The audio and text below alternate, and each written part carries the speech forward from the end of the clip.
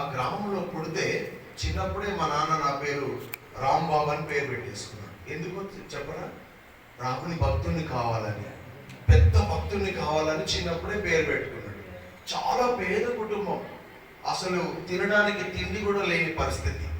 అలాంటి కుటుంబంలో పుట్టిన నా జీవితంలో దేవుడు తన ప్రణాళికను కలిగి ఉన్నాడు.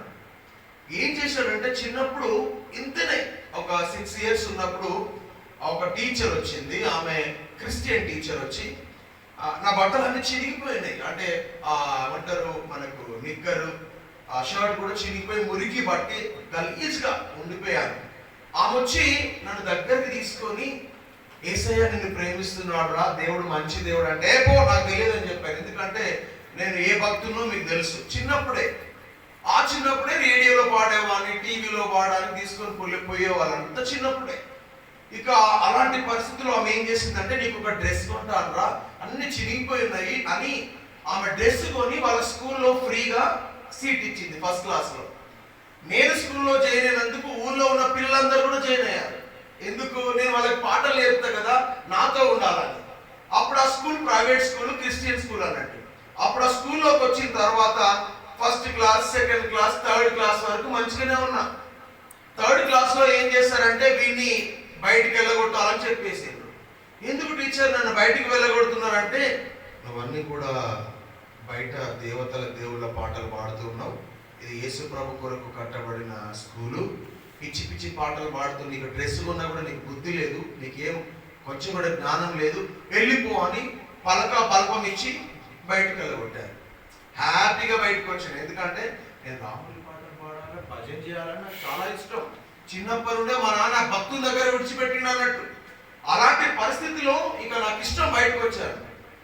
తెల్లారి స్కూల్కి పోవాలి కదా, రెడీ అయ్యాను. ఆమె చెప్పింది గుర్తుకొచ్చింది, నేను బయటకు వెళ్ళగొట్టాను, ఇక రాకండి. హ్యాపీగా చేనులోకి వెళ్ళిపోయి పాటలు పాడుకుంటూ తిరుగుతున్నా. అప్పుడు మళ్ళీ అదే టీచర్ నన్ను వెతుకులాడుకుంటూ పొలం దగ్గరికి వచ్చింది. టీచర్ ఎందుకు వచ్చినావు మళ్ళీ అంటే, ఒరే పిచ్చోడా, నువ్వు స్కూల్కి రాకుంటే మా స్కూల్కి ఇంకెవరు రావట్లేదు అన్నది. ఎందుకు టీచర్, నేను రాకుంటే వాళ్ళు వస్తారు కదా అంటే, నువ్వు వాళ్ళకి పాటలు నేర్పిస్తున్నావు కదా, అందుకే మా పాఠాలు వినట్లేదు, నీ పాటలే కావాలంటే రా అని తీసుకెళ్ళేది. మళ్ళీ వాళ్ళకి ఇష్టం లేకుండా తీసుకెళ్ళేది. ఎందుకంటే నేను బయటికి పోతే పిల్లలందరూ పోతున్నారు. అప్పుడు ఏం చేశానంటే, సరే అనుకొని థర్డ్ క్లాస్ అయిపోయింది, fourth class, fifth class, last class అన్నట్టు మా స్కూల్లో. మీలాంటి ఊరే మా ఊరు కూడా. ఇక 6వ క్లాస్ నుండి 10వ క్లాస్ వరకు ఇంకొక విలేజ్కి వెళ్ళాలన్నట్టు. ఇంకా అప్పుడు 5th క్లాస్లో ఆమె ఏం చేసిందంటే, డిసెంబర్ నెల రాగానే ఒక మంచి దేవుని పాట నాకు నేర్పించింది. ఆ పాట ఎంత చక్కని పాట అంటే, యేసు ప్రభు చనిపోయిన వారిని తిరిగి లేపుతాడు, జీవమిస్తాడు, ప్రాణం పోస్తాడు, పాపాన్ని తీసివేసి పరిశుద్ధునిగా మారుస్తాడు అని ఆ పాటలో ఉంటే, మా టీచర్ని అడిగాను నేను, మీ యేసు ప్రభు దేవుడు పాపం మొత్తం తీసేస్తాడా? అవునరా, మరకనంటే సబ్బుతో కడిగితే పోతుంది కదా, అట్లనే యేసు ప్రభుని నమ్ముకుంటే నీ పాపం అంతా పోతుంది. సరే పాపం పోతే ఇంకేం తీసేస్తాడు అన్న అంటే, పాటలో నేర్చుకున్నావు కదరా, చనిపోయిన వారిని కూడా దేవుడు తిరిగి లేపుతాడు అని. ఊరుకో టీచర్, అట్లెట్లా అవుతుంది అని అన్నాను. ఆ పాట వాళ్ళ చర్చిలో పాడాను, నాకు మంచి ప్రైజ్ ఇచ్చారు. ఇక ప్రైజ్ ఇచ్చిన తర్వాత 5వ క్లాస్ అయిపోయింది. ఇక ఆ టీచర్కి బాయ్ చెప్పిన, ఆమె కూడా బాయ్ చెప్పింది, మంచిగా చదువుకో, అక్కడ కూడా వేరే స్కూల్కి, వేరే గ్రామానికి వెళ్తున్నామని 3 kilometers వేరే గ్రామానికి వెళ్ళి చదువుకుంటున్నా. 6వ క్లాస్ 7వ క్లాస్లోకి వచ్చాను. సినిమా పాటలు పాడుతున్నా, భజన పాటలు పాడుతున్నా, మధ్యలో చిన్నప్పుడు నేర్పిన యేసయ్య పాట కూడా ఆటోమేటిక్గా బయటికి వస్తుంది. నాకు ఆ పాట ఇష్టం లేదు, ఎందుకంటే ఆమె కొరకు పాడాను, టీచర్ కొరకు. ఎందుకు వస్తుంది అంటే, మరణాన్ని జయించాడు, జీవమిస్తాడు, ప్రాణం పోస్తాడు, పాపాన్ని తీసివేస్తాడు అనే పదాలు గుర్తుకొస్తూ ఉన్నాయి. నోటితో పాడాను కానీ పాట అంతా ఎక్కడికి పోయిందో తెలుసా? హృదయంలోనికి వెళ్ళిపోయింది. దేవునికి మహిమ కలుగును గాక. ఆమేన్. అక్కడికి పోయిన తర్వాత అది బయటికి ఎవరు తీసేయలేరు. ఇక 7వ క్లాస్లో జాయిన్ అయ్యాను. నిజంగా ఆగస్టు నెలలో ఏముంటాయి, 7వ క్లాస్లో క్వార్టర్లీ ఎగ్జామ్స్ ఉంటాయి. ఆ రోజు సండే, అమ్మ నాన్న నన్ను పొద్దున్నే వదిలిపెట్టి చేనుకి వెళ్ళిపోయారు. పొద్దున్నే లేచి బయటకు వచ్చాను. వస్తూ ఉండగానే మా ఊళ్ళో కరెంటు పోలు ఆ వర్షానికి కింద పడిపోయింది. నేను చూడలేదు. ఫస్ట్ ఆ కరెంటు వైరు ఇక్కడ తాకింది. ఆ కరెంటు వైరు తీసేయడానికి నేను ప్రయత్నం చేస్తుంటే చూస్తుంటే కదా నా వేళ్ళు ఇక్కడ వైర్ చుట్టుకొని, దానికే కాదు దీనికి కూడా చుట్టుకొని ఇట్లనే వైర్ మీద పడిపోయి చనిపోయారు. ఇంకెవరు చూడలేదు. కరెంటు వైర్ మీద పడిపోయిన వ్యక్తి 1 నిమిషం కంటే ఎక్కువ బ్రతకరు. నాకు ఆ నిమిషం సేపు కూడా నాకు ఇష్టమైన దేవుడు ఉండే కదా, యేసుప్రభు కాదు, మీకు తెలుసు నా పేరు రాంబాబు అనగానే మీకు గుర్తుకు రావాలి ఏ దేవుడు. ఆ దేవుణ్ణి దేవుడా వచ్చి నన్ను అంటే మాట రాదు, చూపు లేదు, దాంట్లో చనిపోయి ఇట్లా చచ్చిపోతున్నాను, ఎవరైనా నన్ను కాపాడితే బాగుంది అనిపించింది. కానీ కొన ఊపిరిగా నాకు గుర్తున్న టైంలో చిన్నప్పుడు నేర్చుకున్న యేసయ్య పాట గుర్తుకొస్తుంది, ఆయన చచ్చిపోయిన వాళ్ళు లేపుతాడని. ఎందుకు వచ్చిందో నాకు తెలియదమ్మా, కానీ నాకేం డౌట్ వచ్చిందో తెలుసా? అయినా ఈ పాట నాకెందుకు గుర్తుకొస్తుంది, మేము యేసయ్య నమ్ముకోలే కదా, ఆ దేవుడు మా దేవుడు కాడు కదా అని అనుకున్నా. కానీ నువ్వు నమ్మినా నమ్మకున్నా యేసయ్య మనందరికీ దేవుడే అని అప్పుడు తెలియదు నాకు. అప్పుడు అబ్బా ఆ పాటలో యేసయ్య చచ్చిపోయిన వాళ్ళు లేపుతాడు కదా, నన్ను లేపితే బాగుండు. అయినా మా అమ్మ నమ్మలేదు, మా నాన్న నమ్మలేదు, నేను నమ్మలేదు కదా, అంతే నేను చచ్చిపోతున్నా అంతే. 2 గంటల తర్వాత మా ఇంటి ప్రక్కన ఉన్న ఒక అక్క వచ్చి, అయ్యో రాంబాబు కరెంటు వారి మీద వాడు చచ్చిపోయాడు, వేలాడుతూ ఉన్నాడు అని అందరికి ఊరు వాళ్ళందరూ చెప్పారు. ఊరు వాళ్ళందరూ వచ్చి ఆల్రెడీ వాడు చనిపోయాడు, వాడిని ఎవడు ముట్టుకోవద్దు, ఒక కర్రతో వాడిని కింద పడేస్తే కింద పడిపోతాడు, అప్పుడు ఆ కర్రతోనే నెట్టేస్తే బయటకు వచ్చేస్తాడు, అది తీసుకుపోయి సమాధి చేయొచ్చు అని ఒక కర్రతోనే నన్ను కింద పడేశారు. అప్పుడు ఎట్లా పడిపోయినా ఇట్లా పడిపోలేదు, సాఫ్ట్గా ఇట్లనే ఉండిపోయాను అన్నట్టు, చనిపోయి ఇట్లా పడేసి ఇట్లే పడిపోయాను. నన్ను ఒక గోనె సంచిలో కట్టుకొని ఒక చెట్టు కింద పడేశారు. ఎందుకంటే చచ్చిపోయి ఇట్లా వికారంగా నల్లగా మారిపోయి ఉన్నాను అన్నట్టు మనిషి. కరెంటు షాక్ కొట్టింది కదా. అమ్మ నాన్న దొరువుని పని కిందికి పోయి వచ్చారు. అయ్యో నా కొడుకు ఇలా చనిపోయాడంటే ఊరు వాళ్ళంతా చెప్పారు, కరెంటు వైర్ మీద పడి చనిపోయాడమ్మా, 2 గంటలు అయింది, నీ కొడుకు చనిపోయి త్వరగా బయట పడేసేయండి అంటే మా అమ్మ నాన్న నన్ను ఎత్తుకొని ఒక మంచంలో ఎత్తుకొని ఇంటికి తీసుకొచ్చారు. ఇంటికి తీసుకొచ్చి నా కాళ్ళు, నా తల, నా రెక్కలని ఒక కర్ర కట్టేశారు గట్టిగా. ఎందుకు? చనిపోయాడు సాఫ్ట్గా రావాలని, నిటారుగా రావాలని. కట్టిన తర్వాత కొంచెం సాఫ్ట్గా అయిపోయాడు శవం. కడుతూ ఉంటే ఈ తోలంతా, ఈ స్కిన్ అంతా ఊడిపోయిందంట. ఊడిపోతూ ఉంటే అప్పుడు ఊరు వాళ్ళందరూ వాసన వస్తుంది, శవంతో పడేసేయండి అని చెప్తున్నారంట. ఇక అప్పుడు స్నానం చేయించడానికి వీల్లేదు, ఎందుకంటే స్కిన్ అంతా ఊడిపోతుందని బట్టలు చుట్టి ఆ మధ్యాహ్నం ఒక పెట్టెలో పెట్టి డప్పులు కొడుతూ ఊరేగింపుగా ఇక శవాన్ని తీసుకొని పోవడానికి అక్కడ సమాధి తీశారు. ఆ సమాధిలో శవాన్ని పెట్టాలని తీసుకుపోతూ ఉండడానికి లేపుతున్నారు. నమ్మండి, కరెక్ట్ లేపుతున్న సమయంలోనే చిన్నప్పుడు నేర్చుకున్న ఏం పాట, ఎవరి పాట? యేసయ్య పాట. యేసయ్య పాట చిన్నగా చెవులో చిన్నగా ఎవరో పాడుతున్నట్టు చిన్నగా వినపడుతూ ఉంటే ఈ చట్నిపోయిన ఈ దేహానికి ప్రాణం వచ్చేసింది. ప్రభువుకు మహిమ కలుగు. కూర్చొని చూస్తున్నారు, ఇట్లా చూస్తూ ఉంటే అందరూ ఏడుస్తున్నారు. చూస్తూ ఉంటే మా నాన్న వచ్చి, రే నీకు ఏ దేవత కనిపించింది, నీకే దేవుడు కనిపించాడు, నీకేమైనా కనపడదా, ఏంటిది పరిస్థితి, నువ్వు చచ్చిపోయావు ఎలా లేసావని మా నాన్న అడిగితే నాకేం కనిపించలేదు, వినపడ్డది అని చెప్పాను. ఏం వినపడదంటే యేసయ్య పాట వినపడి నాకు ప్రాణం వచ్చిందని చెప్పాను. అప్పుడు మా నాన్న నమ్మలేదు.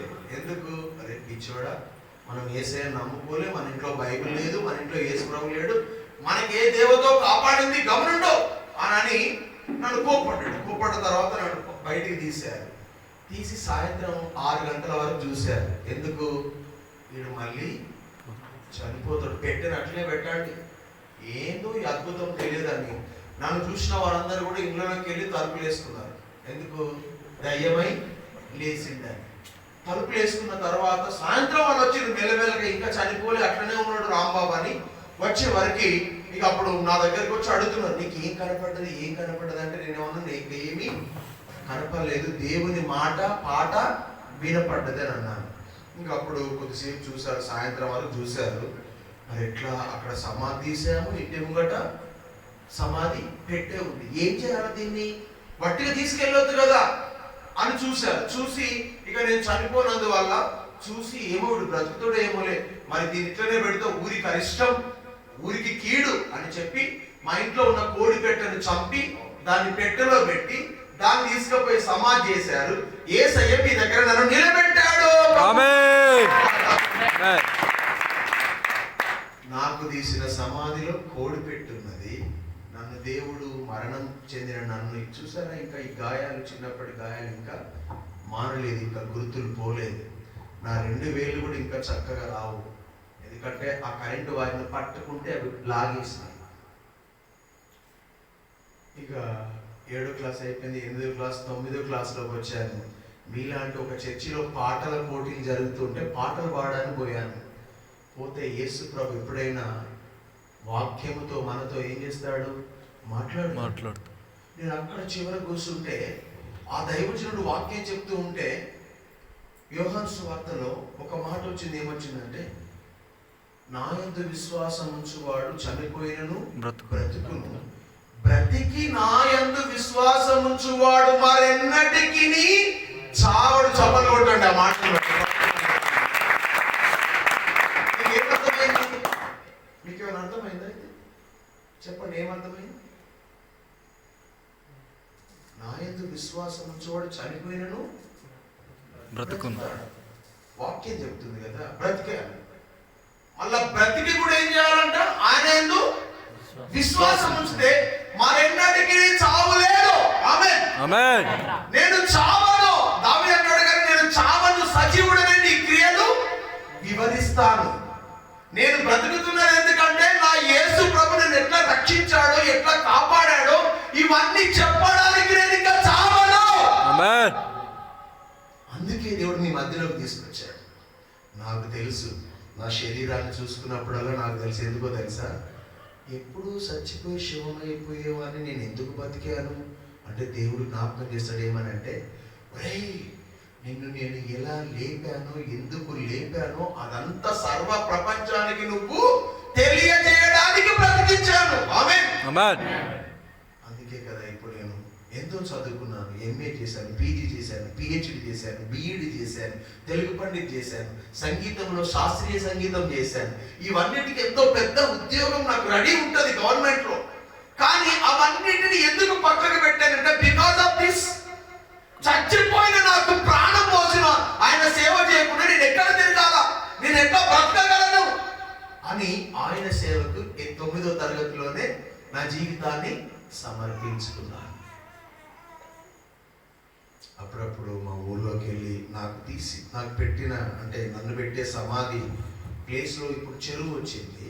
అక్కడ అప్పుడు చెరువు ఎండిపోయినప్పుడు అక్కడికి పోయి ఆ సమాధి మా అమ్మ చూపెట్టింది నాకు, ఇక్కడే నేను సమాధి చేసే వాళ్ళమురా, ఈ ప్లేస్లోనే నువ్వు చచ్చిపోతే సమాధి పెట్టేవాల్సి, ఇక్కడే తీసాము, ఇక్కడ కోడి పెట్టామంటే అప్పుడప్పుడు నేను వెళ్ళి మా ఊళ్ళో కొంతమందికి బాప్తిజం ఇచ్చేటప్పుడు నేను వెళ్ళినప్పుడు ఆ స్థలాన్ని గుర్తుపట్టి ఆ స్థలం దగ్గర నిలబడి 2 చేతులు పైకెత్తుతా. ఎందుకు ఎత్తుతానో తెలుసా? యేసయ్యా నన్ను ఇక్కడ కుళ్ళిపోయే నా శరీరాన్ని బ్రతికించావు, నీకు స్తోత్రాలని చెప్తాను ఆయన. ఎందుకు? చనిపోయిన నన్ను బ్రతికించినందుకు. ఇక ఆ రోజు 1992వ సంవత్సరం నవంబర్ 29వ తారీఖు ఆ వాక్యం విన్న తర్వాత బాధ అనిపించింది. ఏం బాధ అనిపించింది అంటే, వామ్మో నేను యేసు ప్రభు నిజమైన దేవుడైతే ఆయన నేను నమ్మట్లేదు, నేను నమ్మకుండా నాకు ఇష్టమైన దేవుళ్ళని నేను నమ్ముతున్నా.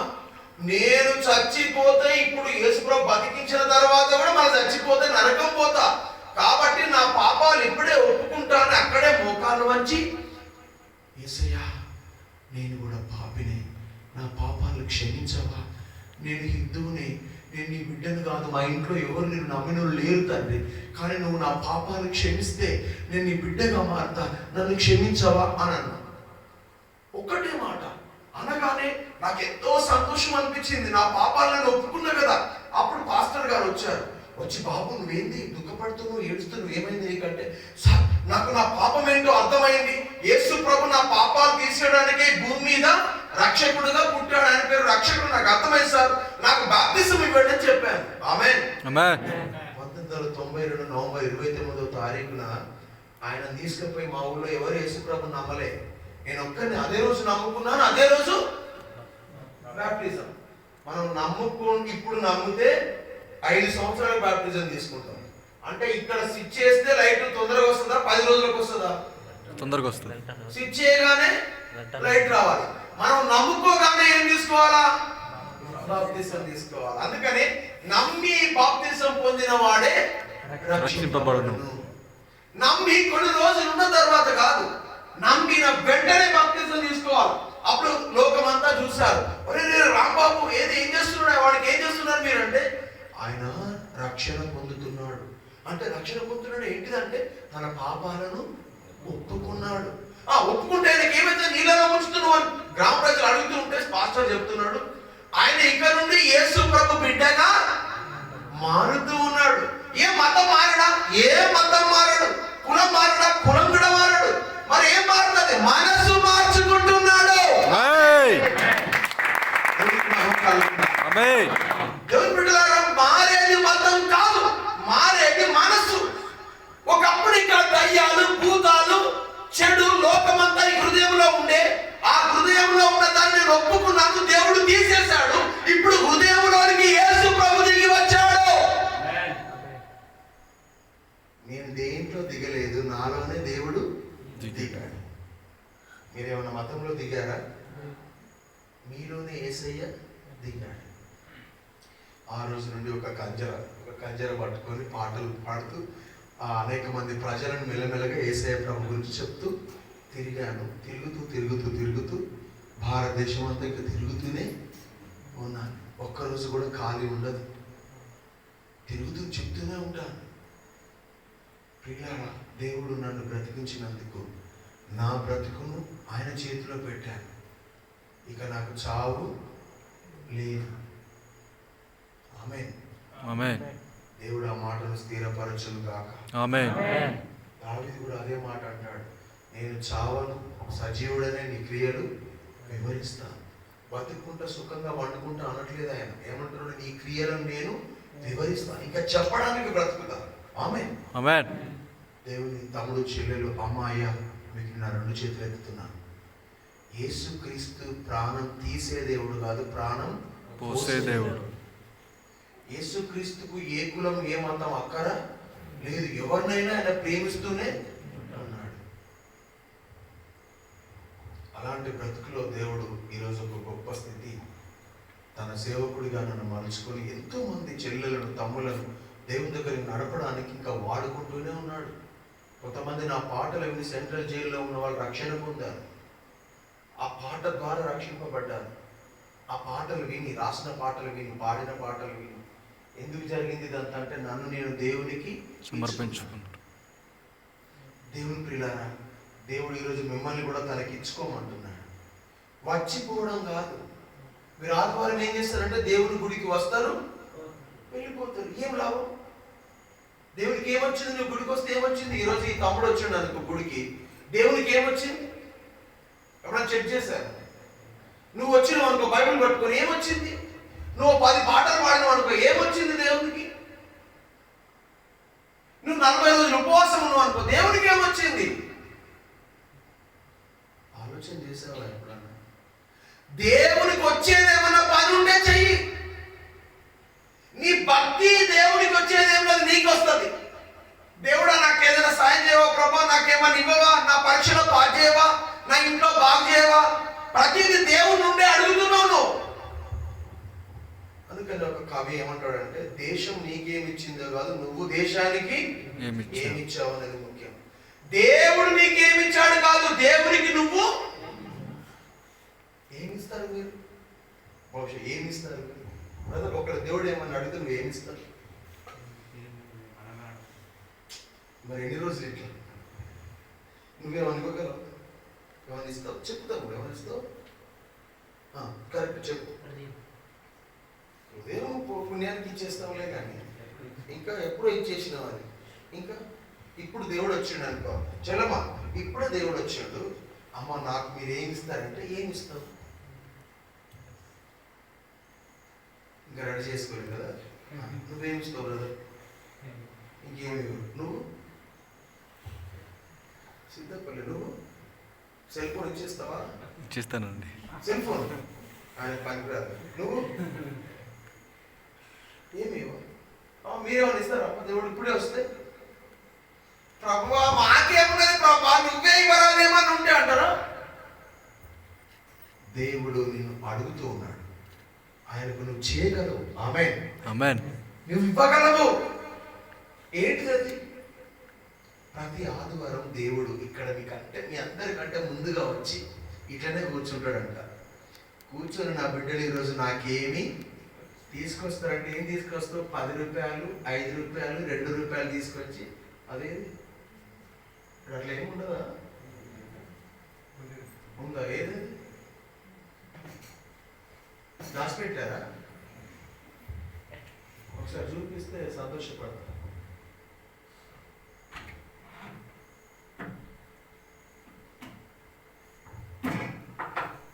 ఇది దీంట్లో ఏం చేస్తాం? వెతికిలాడుకొని 500 అవుతుంది, 200 ఇప్పుడు తర్వాత పండగకి ఇస్తేస్తాం. 100 అమ్మో 100 అందరూ ఇస్తుంటారు. 100 లేదు 50 ఓకే 50 50 ఇచ్చే ఎంతో ఇచ్చినట్టు ఫీల్ అయ్యి ఆ 50 దాంట్లో పడేసి దీవించారా 50 రూపీస్ నేను వేసాను, రాసుకో 50 రూపాయలు రాసుకో. తుచ్చమైన అవన్నీ ప్రభు భిక్షగాడా?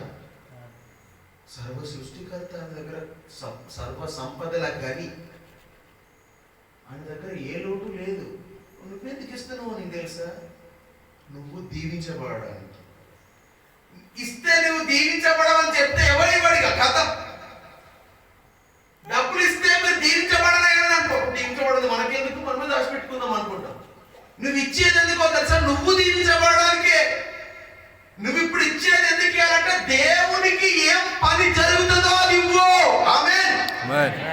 అందుకే దేవుడు మమ్మల్ని పంపాడు ఇక్కడికి. నా బిడ్డలకు సత్యం చెప్పండి, ఏమి ఇవ్వాలో చెప్పండి, వాళ్ళు ఏం చేయాలో చెప్పండి అని. ఏమి ఇవ్వగలమో తెలుసా అమ్మా? ఏమి ఇవ్వగలము? నిజంగా మీరు రక్షింపబడ్డారా? డౌటే కదా. రక్షింపబడ్డావా? రక్షింపబడకుండానే ప్రోగ్రాం లీడ్ చేస్తూనే ఉన్నాడు బ్రదర్. నువ్వు రక్షించబడ్డావు సగమా? చెప్తా ఉంటా. నేను మనస్ఫూర్తిగా మాట్లాడుతున్నాను మీతో. ఇదేం పెద్ద ప్రసంగం చేయడానికి హైదరాబాద్ నుండి నన్ను నేను తోడుకు రాలి, మీతో మాట్లాడుతున్నా. రక్షింపబడ్డావా? అడ్డావా? ఎలా? పెద్ద మాటలేమది. ఎలా? ఏం చేస్తే రక్షించబడ్డావు? దేవుడు అని తెలుసుకున్నావు. ఓకే, ఇంకేం చేశావు? అంతేనా? అమ్మా మీరు రక్షించబడ్డారా? అసలు రక్షించబడ్డావా? ఎట్లా? చూడండి, వెరీ డేంజరస్ జోన్. మనం ఎలా రక్షించబడ్డామో తెలియక పోయినందువల్ల ఎవరిని రక్షించలేదు. మీకు నది ఎలా దాటాలో తెలియకుండా దాటేసినావు కదా, నువ్వు ఎవరిని దాటించలేవు. ఇంకా ఏదో ఆ గాలి ఆ నదిలో కొట్టుకొని బయటకు వచ్చేసినావు. నువ్వు వచ్చేసి వేరే వాళ్ళని కూడా తీసుకురా అంటే ఏం చేస్తావు నువ్వు? అమ్మో నాకు రాదు, ఏదో ఆ గాలి పడేస్తున్నాయి. రాలేదు, ఎందుకంటే నీకు సరిగా ఈత కొట్టడం తెలియలేదు. దేవుడు నీ ద్వారా చేయించుకున్న గొప్ప పని ఏంటిదంటే, నీవు రక్షింపబడితే ఇతరులను రక్షించుకుంటాడు నీ ద్వారా. దేశం మొత్తం నీ పైన ఆధారపడి ఉంది తమ్ముడు చెల్లి. ఈ రక్షించబడి చూడండి, బయట వాళ్ళని అడగండి, మీరు దేవుడి కొరకు ఏం చేస్తారంటే, మేము 40 రోజుల దీక్ష చేస్తాం, మేము చన్నీల స్నానం చేస్తాం. చక్కగా చెప్తారు వాళ్ళు. మేము దేవునికి మా కులలు సమర్పిస్తాం, మేము నిష్ట కలిగి ఉంటాం, మేము నీసు ఉంటాం, మాంసం ఉంటాం, ఈరోజు చికెన్ తినం, ఈరోజు గుడంబ సారా దాగం అని చెప్తారు వాళ్ళు. మీరు ఎలా రక్షించబడ్డారంటే నన్ను ఏం చెప్పాం. ఇది చాలా డేంజర్. ఇక్కడ చర్చి కట్టినా కూడా వేస్ట్ అయిపోతుంది. ఎందుకు? మీరు ఎలా రక్షించబడ్డారో మీరు చెప్పలేక పోతున్నారు. నన్ను క్షమించండి. ఇప్పుడు మనం నేర్చుకుందాం. నీ రక్షణ నిజమైంది కానీ నువ్వు చెప్పలేకపోతున్నావు. ఎవరు రక్షించబడతారంటే, నేను పాపిని అని మీరు చెప్పారా? ఎప్పుడన్నా చెప్పారా దేవుని దగ్గర? నేను పాపిని అని చెప్పారా? మీరు చెప్పారా? బ్రదర్ చెప్పాడు. ఇంకా మీరు చెప్పలేదా? చెప్పలేదు. చెయ్యొద్దండి యథార్థంగా. ఎత్తండి, ఎత్తమ్మా, చెయ్యొద్దు. నువ్వు కూడా చెప్పావు, నువ్వు వెరీ గుడ్. అట్లే అమ్మ మీరు చెప్పారు. అమ్మ మీరు ఇప్పుడు చెయ్యి చూపెట్టడానికి సిగ్గుపడితే దేవుడు కూడా ఈమె నా బిడ్డ అనడానికి సిగ్గుపడతాడు. యథార్థంగా అవును నేను పాపిని నా దేవుని దగ్గర ఒప్పుకున్నాను అన్నవాళ్ళు చేయొద్దండి. ఇప్పుడు నేనైతే ఒప్పుకున్నాను, మీరు ఒప్పుకున్నారు. తలకాయ కిందికేసి కాదు, యథార్థంగా అది అది అయితే మీకు రక్షణ దొరికింది. ఆమేన్. అంతే. పాపిని అని ఎవరు ఒప్పుకుంటారో వారికి దేవుడు ఏం చేస్తాడు? రక్షణ. ఎంత సింపుల్. నేను మంచోని అన్నోనికి రక్షణ లేదు. నేను ఏ తప్పు చేయలేదు అన్నవాడికి రక్షణ. నేను పాపిని అంటే చాలు, దేవుడు అంటాడు నేను నీకు రక్షణను ఇస్తున్నాను. ఆమేన్. దేవుడు అంత మీరు మొన్న నేర్చుకున్నారు కదా ప్యాషన్ వీక్లో. ఏం నేర్చుకున్నారు? కుడి ప్రక్కన దొంగ ఏమన్నాడు? అయ్యా నీ రాజ్యంతో వచ్చినప్పుడు నన్ను జ్ఞాపకం చేసుకో అంటే అక్కడ అంతా రాయబడలేదు. బైబిల్ అంతా రాస్తే భూమి మొత్తం సరిపోదు. అక్కడ ఆయన ఏమని ఉంటాడంటే, అయ్యా నేను కూడా పాపిని, నన్ను క్షమించు అని ఉంటాడు.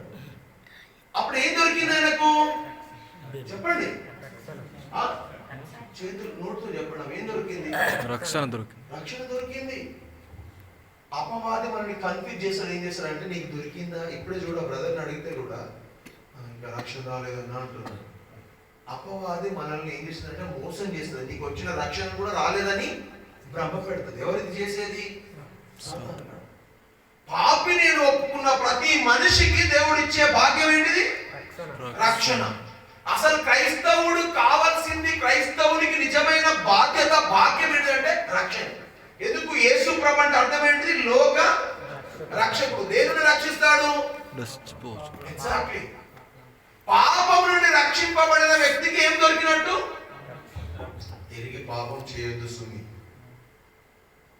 అప్పుడే నీ రక్షణను కాపాడుకున్నట్టు. ఈమెకు తెల్ల డ్రెస్ ఇచ్చాను నేను, ఫ్రీగా నేనే ఉతికిచ్చాను.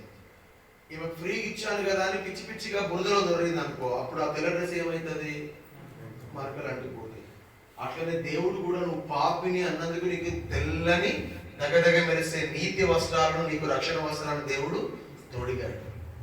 ఇది కంటికి కనబడదు, చెవికి వినబడదు, కానీ మనకు అది వచ్చింది. ఆమేన్. ఎప్పుడు భయపడకండి. రక్షణ మీకు దొరికిందా అంటే ఎవరు అడిగినా కూడా చెప్పాల్సిన మాట ఏంటంటే, తప్పకుండా నాకు రక్షణ దొరికింది. ఎలా దొరికిందంటే, నేను పాపిని అని ఆయన దగ్గర ఒప్పుకున్నాను. అంతే. పాపిని నేను ఒప్పుకున్న ప్రతి ఒక్కరికి రక్షణ దొరికింది. రక్షింపబడిన వ్యక్తి వెళ్ళి బాప్తిస్మం తీసుకోవాలి. రక్షణ పొందినాక కూడా బాప్తిస్మం తీసుకోకుంటే పాపం. ప్లేట్ కడిగినాక అన్నం వేయకుంటే పాపం. అన్నం వేసినాక కూర పోయకుంటే కూడా పాపం. కూర పోసిన నీళ్ళు వేయకుంటే కూడా పాపం. నమ్మిన తర్వాత, పాపాలు ఒప్పుకున్న తర్వాత వెంటనే తీసుకోవాల్సింది ఏంటిది? బాప్తిజం. ఎవరైనా ఇంకా తీసుకోకుంటే వెంటనే వెళ్ళండి. రేపు పొద్దున్నే సేవకున్నాడు, మా దగ్గరికి రండి, ఇచ్చేస్తాం నీటి బాప్తిజం. ఎవరికి? రక్షణ పొందిన వారికి, పాపాన్ని ఒప్పుకున్న వారికి. యేసుక్రీస్తు ప్రభువుని నీ నోటితో ఒప్పుకొని నీ హృదయంలో విశ్వసిస్తే చాలు, నీకేం దొరుకుతుంది? రక్షణ పొందిన వారి పేర్లే జీవ గ్రంథంలో రాసుంటాయి. అంతే తప్ప గుడికి వచ్చిన వారి పేర్లని లేదు, పాటలు పాడిన వారి పేర్లని లేదు, కానుకలిచ్చిన వారి పేర్లని లేదు. ఎవరి పేర్లు ఉంటాయి? రక్షణ. మీరు ఇన్ని రోజులు చర్చికి వచ్చినా రక్షణ పొందకుంటే నరకమే. వామ్మో, ఇంత ఘోరం. అందుకనే ప్రభు అంటాడు, మీకంటే ముందుగా పాపులను, నరహంతకులను, దొంగలను పరలోక రాజ్యంలోనికి వెళ్తున్నారంటాడు. ఎవరికంటే ముందుగా? చర్చికి వచ్చిన వాళ్ళ కంటే ముందుగా. ఎందుకు? వీళ్ళు వస్తున్నారు కానీ రక్షణ మాత్రం పొందట్లేదు. ఆ పొందిన వాళ్ళు రక్షణను కాపాడుకోవట్లేదు. ఒకవేళ ఇన్ని రోజులు నీ రక్షణను మరకలు చేసుకుంటే మళ్ళీ ఒకసారి అడుగు, ఏమన్నా దేవా నేను నీ రక్షణను నిర్లక్ష్యం చేశాను, నన్ను ఏమనాలా? క్షమించు. ఏమనాలా? ఆ పదం నోటికి రావాలి. ఏమనాలా? క్షమించు. అంటే దేవుడు తిరిగి నిన్ను మళ్ళీ తన పూర్వ రక్షణలో నిన్ను నిలబెడతాడు తప్ప త్రోసి వేయడు. పో, నీకు ఎందుకు ఇవ్వాలి రక్షణ అనడు ఆయన. క్షమించి మళ్ళీ రక్షణ ఇస్తాడు, దాన్ని మనం కాపాడుకుందాం. ఓకే, రక్షణ పొందిన వ్యక్తి ఏం చేయాలి మరి? రక్షింపబడ్డారు మీరు, ఇప్పుడు అందరికీ రక్షణ దొరికింది. మీరు ఏం చేస్తే మీరు రక్షణ పొందినట్టు? చెప్పండి, ఏం చేస్తే రక్షణ పొందినట్టు? ఒక్కొక్క పని చెప్పండి. ఏం చేస్తే రక్షణ పొందినట్టు? మీరు తిరిగి పాపం చేయకూడదు. ఓకే, నిజంగా రక్షణ పొందిన అసలు ఆయన ఏం తాగడు, తినడండి, పిచ్చి పిచ్చిగా బూతులు మాట్లాడండి, ఆయన ఏ విగ్రహాలను మొక్కడండి, ఆయన రక్షింపబడ్డాడు. ఇంకా ఇంకేం చేయాలి? అస్సలైంది చేయాలి. అర్థమైందా? అసలైంది ఏంటంటే నీవు రక్షించబడ్డావు కదా, నేనేం చేయాలంటే నేను రక్షించబడ్డాను. రక్షించబడిన తర్వాత నేను ప్రతి ఆదివారం ఏం చేయాలా? ప్రతి ఆదివారం పెట్టుకోవాలా? మీరు ఎటు వెళ్తారా? ఆదివారం సినిమాలకు వెళ్తారా? మరి చెప్తే నేనేంది గట్టి చెప్పండి. ప్రతి ఆదివారం పెట్టాలా? దేవుని మందిరం, చర్చికి వెళ్ళాలి. ఏం పట్టుకొని వెళ్ళాలా? బైబిల్. ఎందుకు? వాక్యం. వాక్యం నేర్చు. పోయిన ఆదివారం ఏం నేర్చుకున్నాం? పోయిన ఆదివారం ఏం నేర్చుకున్నాం?